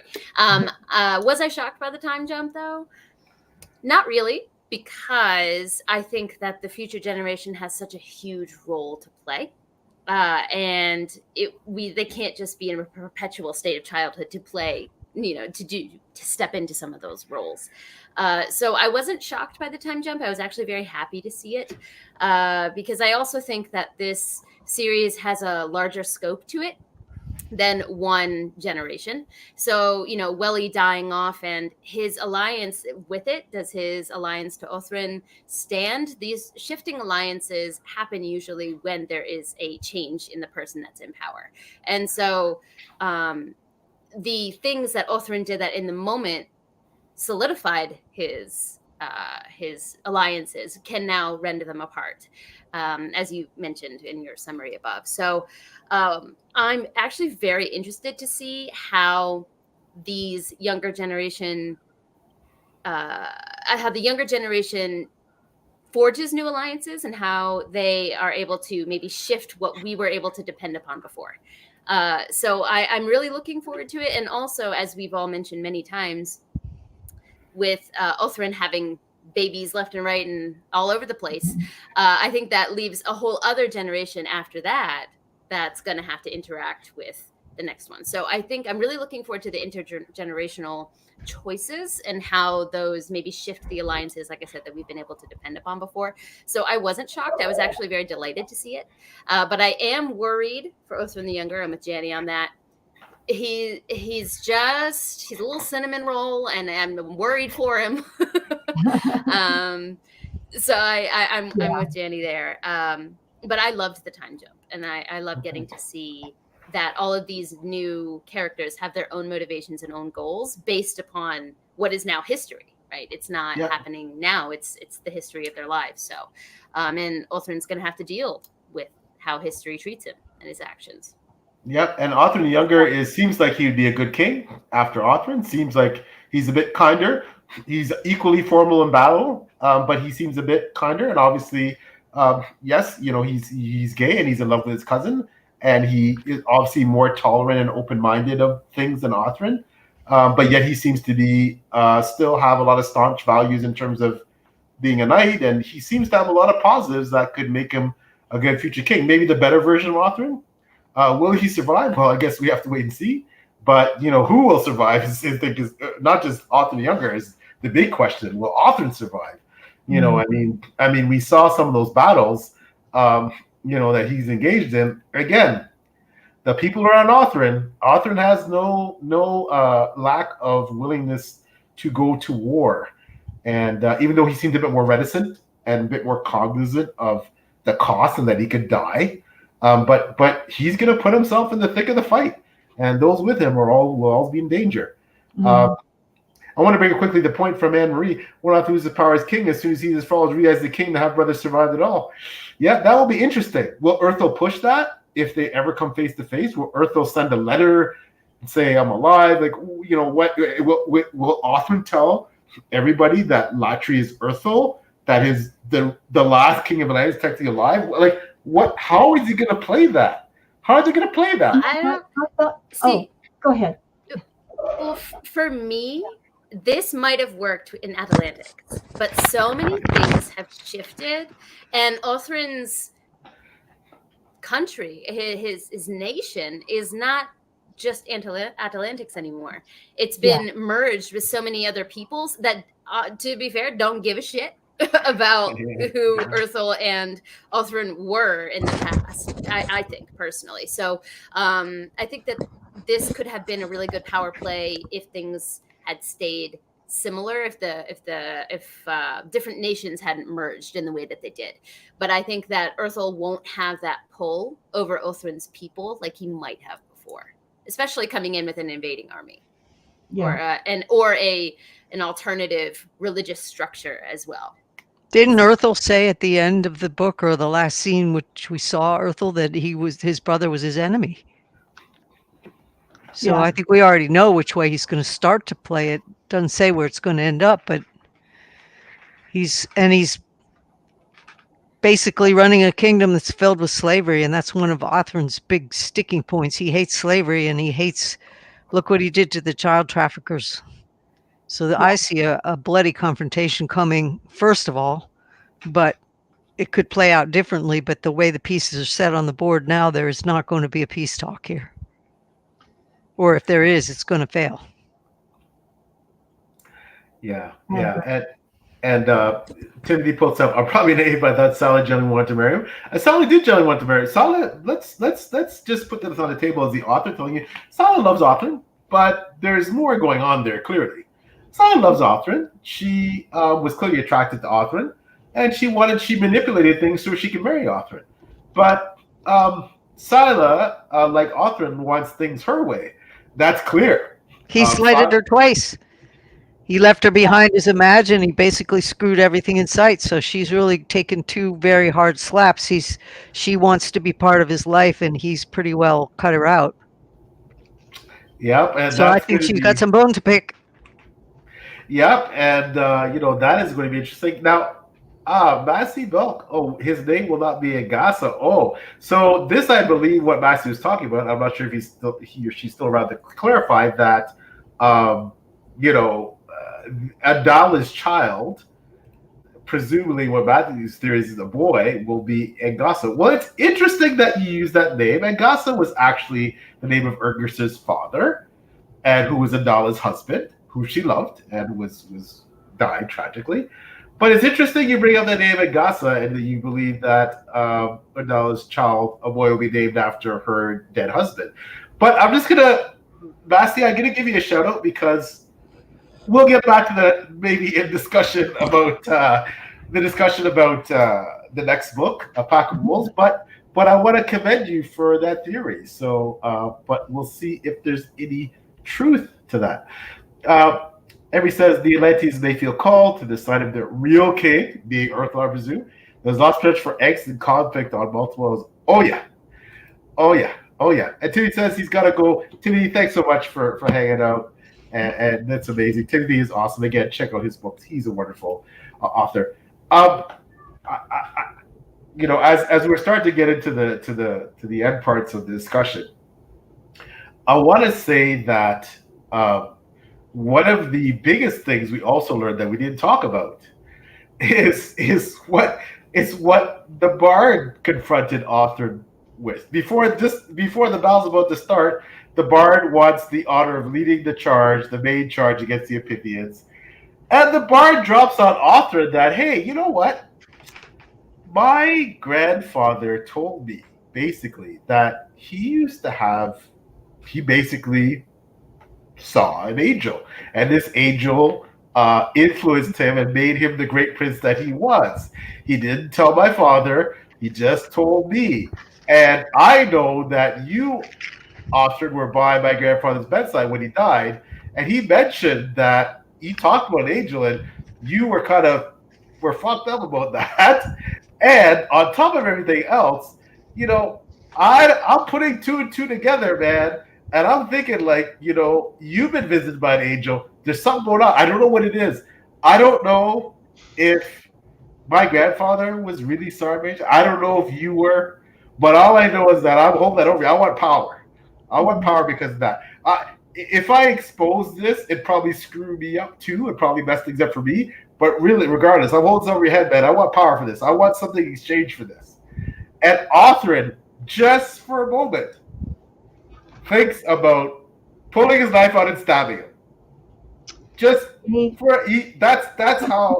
how freaked out Othrin is about someone knowing. Well, he never got along with that branch of the family anyway. Yeah, and although the Bard has proved himself to be more honorable than ready, still Arthur had a moment there where I'm gonna cut this guy's throat, right? And I'll fake it. I'll just say he attacked me. So, and this is on the eve of a battle. A battle's about to start, right? He's running up too tight. But he's so paranoid about his legacy. He's so insecure about who and what he is, clearly. But it's a bombshell that the Bard. Now that branch of the family is the one that started the big mess with Barafet, or at least perpetuated it. So there's your other back door. You got so many snakes in the grass, Paul. I don't ever want to be your enemy. Well, Janny. When we talk about the angel there, for me, because like I said, I love mythology. I love thinking about those types of things. It's said in the first book that if you see an angel, it can go one of two ways. It's seen as extremely heretical, or if you're really lucky and people really love you, they'll overlook it and say like, how lucky that you saw an angel. So, we've mentioned many times we don't know what this angel is. We don't believe it's one. But the fact that it decided to show up as something that could be seen as heretical, to keep a secret, makes me think that, there's just a lot of scheming going on some kind of upper There's level. more than that, though, because it was the angel that warned Othrin to leave Atlantis before it sank. So the angel has an agenda, but we don't know what it is. Oh, for sure. I agree. It has an agenda, but I think the fact that it shows up as an angel is a way to secure secrecy in a way that it couldn't otherwise. Because in the religion, it's seen as heretical to see an angel. So it's ensuring that, unless. All right. So now I'm wondering, what about the pixies? Are the pixies in the... There's too many connections that are possibles at this point, and we don't have all the pieces. And each book gives you more, but we still don't have the full deck. We're not playing with a full deck. Those are brilliant points, Taylor. That's a brilliant point. That is a brilliant point. In Othrin's religion, which similarly to, as we know through ancient times, that, in terms of many of the major religions, if you saw visions, you're either mad or you were blessed. You're either crazy and heresy, you're burned at the stake because, or you were believed, you were deified, you made a saint. It kind of went either way in many instances. So, quickly, I'm just the wonderful Brian Bell. What a guy. One of the most popular rising books 2 stars out there. Hey, Brian, thanks for coming by. Stepped away from laptop, and this came on, but can't get spoiled. So thanks for popping by, my friend. Hope you get to read the book. So one time you won't be spoiled in the future. So yeah, check out Brian Bell's channel. He is awesome. So you have the situation where the angel is clearly appearing to more, not just Othrin, right? So that in itself, now we've kind of confirmed that the angel must have appeared to Yenwal the Old because his grandson is basically confirming it. Right. So now you have to ask yourself the question: how many other people has the angel appeared to? And like as Taylor said, what the hell is his agenda, right? If that's what's going on. So, he seemingly seated himself, at least as far as we know, just to the royal household of Atlantic, and he's breeding his own illegitimate people through that, right? But these illegitimate people, seemingly because they are bestowed with, I guess, half angel blood, they seem to do pretty well. Yenwal the Old basically becomes the most powerful man in the kingdom, other than the king, and is more popular than the king. And Othrin has become this uber powerful warlord that essentially, yes, he's layered through, Hurt, Welly, and now potentially Lysy on top of Hurt and Welly. But Othrin has just taken over the whole South. He's just helped conquer basically almost everything south of where he is. So he's become a player, but there are other players inserting themselves over top of him, like Lysy. So this angel thing, a lot of questions there as to where that is going. Until you know the moral high ground or the driving force behind these people's agendas, you don't have all the cards. And you can assume and assume and assume, and that's the one thing I don't do with your books, is assume, because you can't trust the characters. You have to trust what their hands are doing. And so I'm looking at what the manipulations actually are. I'm not listening to what they say or what they believe. I'm watching what they're doing. Right. And we don't have the moral high ground that's going to connect the dots yet. And what I see is that none of the characters know it all, except ones who definitely are trying to get power over Othrin. So they're hiding their game from him. So we have no way in until they tell us. But the Lysy and the Monuses and the Viwa and Undala, we don't know what they're doing. In Sita, we don't know what they're doing until they tell us, because they've got the wool pulled over Othrin's eyes. He's blind to it. Yeah. But yet, I think it was you, Jay, that raised the point at the last discussion, Lord King. Othrin, though, as we know, and as Taylor highlighted and Layla, Layla Hadley, he's a wild card. Othrin, Yeah. we don't know. Othrin is someone who he could destroy everyone's best laid plans because he's unpredictable. Right. He doesn't even. Inner peace. Yeah, Well, he I know doesn't. both of them do, but You never know whether he's going to leap off his very great wide vein of loyalty and nobility, or when he's going to go off the deep end in his right. fixed beliefs. And that's why he's unpredictable, is because you never know which way the sucker's going to jump. Yeah. Mhm. And when he's on his good side and he's admirable, you really admire him. But then he goes and does something based off of some fixed belief in his bigotry. So his bigotry is really his Achilles heel. Yeah. But that's why he's the sand in the mix for everybody, is because they don't know which way he's going to jump either. Mhm. That's right. And he hasn't given I think- control to these women. They've tried to take it from him. And that's the one sticking point. They have him all the way down to, every piece of loyalty and every piece of love he's got, but he will not give up his power for them.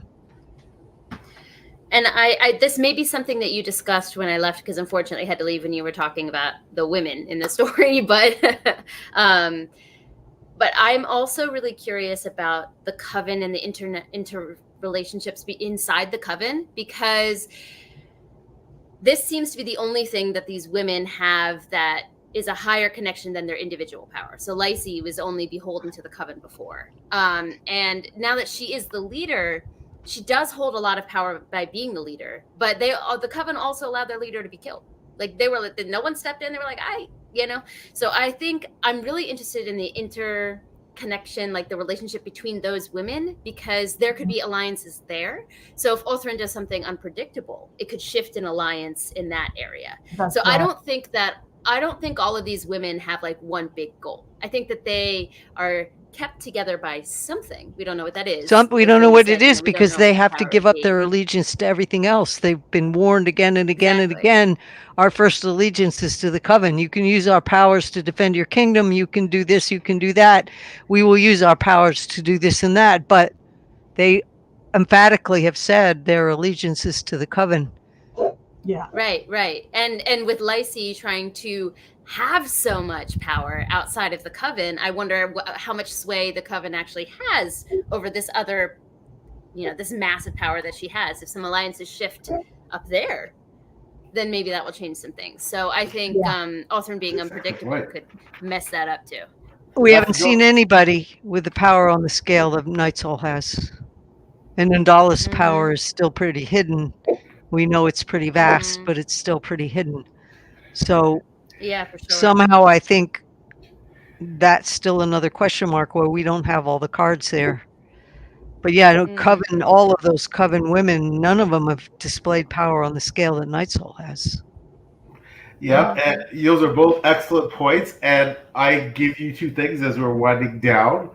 Lacey, the coven has claimed that their main objective and their main purpose and their main loyalty is to Altnia, to preserve Altnia, to preserve the religion of the six elemental goddesses, to preserve the Eldish kingdoms, to keep them intact and whole, and that is supposed to supersede their own individual loyalties and powers and alliances to their individual kingdoms. Remember, all the members of the coven are all princesses, queens, some of the ruling queens. But now we have Lacey, who aspires to be the high queen of everything, and she's also the leader of the coven. A lot of power, as you all pointed out, residing in one woman. Yeah, but the coven will let their leader be killed, so we don't know which way that toothpick's going to fall either. Yeah, that's what Taylor mentioned that. You mentioned, they let their leader be killed, and that leader is part of Nightsoul's realm. And up until this point, now let's look at it objectively, though. If you think about it, as far back as book one, when Hurt first told Othro Nightsoul, Nightsoul seems to only attack mostly when he's attacked. If Nightsoul seems to be, reclusive. His wife Barbas is reclusive. She's not part of the coven. Nalthi's been, and she's been the leader. But so in a way, what's Nightsoul's agenda?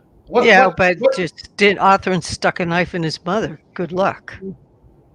Yeah, you can imagine that's probably going to come back to bite, as you say, Jenny, at some point, right? Well, That's if he only bites back when he's attacked, good luck. You just stuck a knife in his mother, Yeah, Mhm. I feel like and the that. coven was involved with that. So there's even a fracturing influence within Eltnia. yeah. Did Lacey just have no problem with Lilith being killed so she can become the leader of the coven? There's an argument there There's a that lot stirring, and wasn't one of Othrin's founding principles was he was supposed to protect everybody else against Night Soul because he's got the border. Mm. That was yeah, part of the charter that gave him the Golden Valley. yeah. That was Arthur's deal. Arthur is supposed to be the buffer between everybody else and Night Soul, but now he's killed Night Soul. Like, I mean, but Yeah. I mean, Screw up. there's, there's a lot of. Couldn't you have just kicked her teeth out? Couldn't you have just? Well, Arthur has, as Janny keeps pointing out, the Queen of Barefoot at some point seems like she's coming for Arthur with all of her army.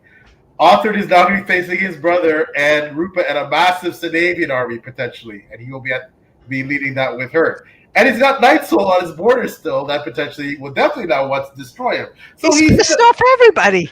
He's kind of screwed, but again, Arthur is unpredictable. So, and hopefully this book showed you, if there's one thing you don't want to bet on at the same time, is as much as he's not as smart as he thinks he is, and he's certainly not the smartest person in the room. Arthur is unpredictable, and that unpredictability makes him dangerous. Mm-hmm. Arthur's unpredictability. We saw him basically win 2 major battles that he should have lost, and it wasn't all down to him. Other people helped win those battles for him, but at the end of the day, he was the warlord. So Arthur is a dangerous man. We saw, again, I go back finally to that conversation that Taylor highlighted when Arthur went and basically took Bartho apart. Arthur. Yeah, but that was the wolves and the lions, because Welly and there was, you're going back to the myth of those 2 kingdoms that used to be one, with the wolves and the lions. So they used to be. So more than just the lions being the women, also you're playing on that myth too. Yeah, there's a lot of things that I played on in this book, and but again, you guys have been so generous with your time. I want to give a follow before we sign off. I would like to ask each of you just for some predictions for A Pack of Wolves. Book 5 is coming in 2025.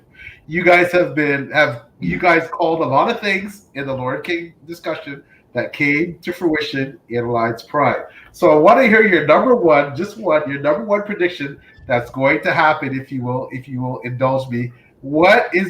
Give me your biggest prediction that's gotta happen in A Pack of Wolves. Taylor. I think that the original alliance between Welly and Othrin, and that son now that is going to be his enemy because he screwed with the wife, I think that's going to splinter. The old kings are going to die, and the younger. So I think that he's going to lose that alliance, and it's going to be Othrin versus his brother and all this other mess, and how he can cobble together a footing to stand against that. But yeah, right now, as long as that triple alliance held, he had protection at his back. And I think you're going to break that. Okay. Taylor. So there are 3 big conflicts that I see coming. There's Barafet, there's Urthel and Othrin, and then there's Indala. So I think for the next book, we're not going to get Barafet. I think that's going to come later. I don't think we're going to get Indala either. I think we're going to get Urthel. So I think we're going to see a lot of maneuvering between those 2 realms. And I predict that we're going to get a lot more revealed about the Druids and their possible connection to that pantheon thing that I was talking about. So that's my big prediction, because we ended with Urthel. So I think we're going to continue with him making some big moves. But I definitely see other big things like coming down the line. But the next book, that's my prediction. Yeah, so it would be Urthel, but I'm saying that the staple that was holding Othrin's position is on very fragile ground right now. Yeah. Oh, for sure. I think so when the shit cuts loose, in there. he's not going to have those Mhm. allies at his back that he did, because he's done a number of things that would piss him off. And the one that's Mhm. really solid behind him is also getting very old. Mhm. Yeah, Arthur's getting older too. Arthur's getting older too now, so he's still, he's middle aged for what would the Yeah, but lifespan he of. can still swing a sword, but Welly is older than that now. Yeah, Welly is pretty well seems He's like he's getting on his old. deathbed. He's got his There's going to deathbed. be a power transfer there, and they're not going to have the same loyalties. They didn't grow up together. Yeah, yeah, and Arthur's pissed Bartho off to no end, and so and if Bartho finds out that Arthur slept with his future wife, well, we can imagine. But okay, so Layla, what do you got for you? What's your biggest predictions for My a pack my of wolves biggest at 5?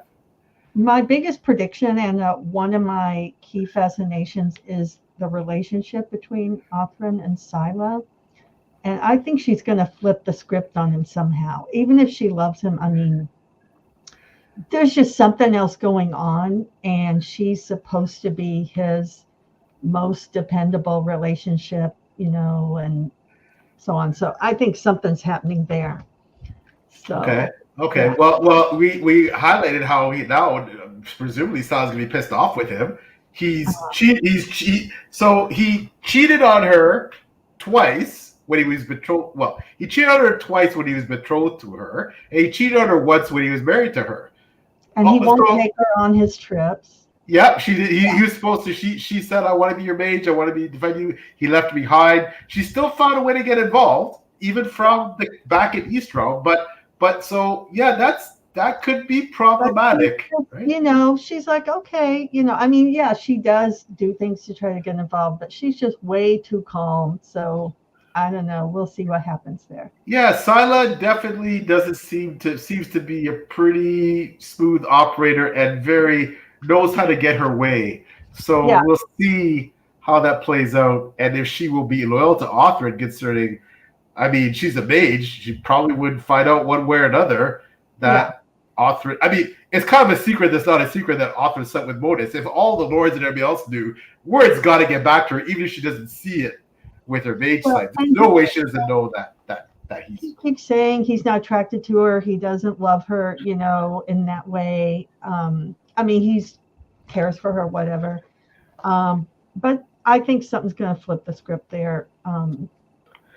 Like he's I taking. think that's a really good point, Layla. Mhm. I think that's a great point because while he's off doing all this other stuff, she's setting down roots in his kingdom. Like Right. she may become more beloved than him. Right. So That's an excellent point. And don't forget, she's got his 2 youngest sons, right? Right. Right. So And she's got a very complicated relationship with Lacey. One minute they're hand in glove, and the next minute, oh, she's exiled. But there's more going on. We don't have all the cards. Yeah, and With these women, we do not have all the cards. Yeah, and as I said, she's helped raise Arthur the Younger. The only mother that Arthur Younger really knows is Scylla. She's raised him. His mother died died in childbirth. So See, now I'm seeing this all differently now. She has the affection of Othran the Younger. She wants Lacey's child, but maybe it's not because Lacey's her sister. Maybe it's because she wants the affection of the child. So she's trying to get some emotional pull with all of his heirs. So well, that's an interesting point. There might let's see be. what's going on there. You guys are so brilliant with your theories. You guys are so amazing. Obviously, I have to keep going. Yeah, okay, and wait till next book. But having the 3 of you, such intelligent, exceptional people, be willing to talk to me about my book, to be willing to read all my books and enjoy them and sit down for a couple hours and analyze them. I mean, it's such an honor. It means so much to me. I'm just so humbled. Thank you. I love this discussion. I love just obviously hanging out with the 3 of you as friends, but I'm very humbled that you all, there's so many things you can do with your time, but you're willing to sit down and talk with me about my books. So that is just a huge honor. So thank you. I don't want to monopolize your time anymore. It's been 2 hours, but wow, I'm sure we could talk for a lot longer. But I just want to, as we're signing off, give everyone a chance to talk a bit about themselves, where to find you in the space, what you do in the space. For people like Layla and Taylor, all things you do in terms of booktube, etc., and blogging, and for Janny, of course, your incredible works as my favorite author of all time. So I'll give you all a chance to chat quickly. Taylor, I'll give you the honor of going first. Sure. So my name is Taylor. My booktube channel is Maed Between the Pages. If you know PL, you probably know me in the booktube space. We're with each other all the time. We co-host an interview series called Page Chewing. And we interview people from all over the booktube space. On my YouTube channel, I do book reviews, vlogs. I live in Japan, so I do a lot of vlogs about that as well. Yeah. Oh, I'm also a SPIFBA judge and an assistant editor at Before We Go blog. I think that's pretty much what I do in the book space. But I do want to close out by just saying that I am so honored to be part of this discussion. Like I said in the beginning, I always walk away from these talks with a deeper understanding of what I've read. Because even though, we've talked many times about not seeing the whole picture because we're seeing it through Uthran's point of view, it's the same thing as a reader. There are things that stick out to me, pay attention to, that were my main points. And then I hear things that you guys noticed while you were reading. And I'm like, oh shit, that is also something that's important, right? So I love having these kinds of deep dive discussions. And I think that the Drowned Kingdom lends itself to that so well, because there's so many moving pieces, there's so many things to pay attention to. And as a reader, it's kind of impossible to do that by yourself. So I think it's a beautiful series for this kind of long form based discussion. So I'm honored to be here, to have been able to put a quote on a lion's pride. And when this series blows up, people will be coming to these deep dives and seeing that we predicted everything all along, So I'm honored to be here. Thanks for having me. Thank you so much, Taylor. And the honor of going second to the wonderful Layla. Oh, well, again, it is a great honor. And thank you so much for inviting me, honestly, to discuss the book. I enjoy discussing books and characters and all of that kind of thing. And I'm really invested in Uthran now, honestly. So he's a great character. They're all great characters, but of course him, so far being the main protagonist, it's pretty great, pretty fun. As for what I'm doing some, like I said, some writing and some editing. And, I had started a magazine. I'm starting to do more video interviews of my own with different writers. And so just, having fun with it. And yeah, so that's what I've been doing. That is awesome. Thank you so much, Layla, again, for coming. And the honor of going third, certainly not last, Janny Wurts. Oh, it's my honor to be here. There aren't a lot of books that I can't wholly predict. There aren't a lot of books that make me think. There aren't a lot of books with this degree of complexity and multifaceted characters, multifaceted politics. And a lot of the themes are ones that I enjoy reading about. So really, we're here to honor Paul's creation. Right. And if you want to know more about me, I'm the only Janny Wurts spelled that way in the world. If you do a search, you find my website. It says everything you need to know. But I'm really touched that Paul asked us here tonight, because there aren't a lot of books that you can discuss this deeply for 2 hours and still have 2 hours more worth of material you could explore. Right. So I appreciate that. There are too few books like that coming into the world today. Keep at it. Keep writing. Yes, please. Thank you so much, Janny. Again, praise for my favorite author and iconic author is high praise indeed. So everyone, first of all, thanks to everyone who stopped by in the chat. Again, you're what makes this type of long form content just absolutely incredible, along with our amazing guests. So thank you so much for taking time of your day to stop by and comment and ask questions. So that means so much. So thank you. And of course, for anyone who's going to watch the replay that couldn't catch the live, I hope you enjoy it. Our guests had some fascinating, exceptional insights. They're too smart for me. It's, as an author, it is humbling when you know that your readers, especially these three readers, are so intelligent that they're gonna suss out the things that even you try to keep buried deep in the weeds that you think, oh no, look over there, and they see it, and we'll see how many of those bold predictions come true in book 5, A Pack of Wolves. I have a feeling, some of them just might. So thanks again to my 3 wonderful guests, amazing ladies. Thank you so much, everyone who watched this live and who watched this later. Enjoy your weekend wherever you are, and we will see you again next time. Bye-bye now. Bye. Bye.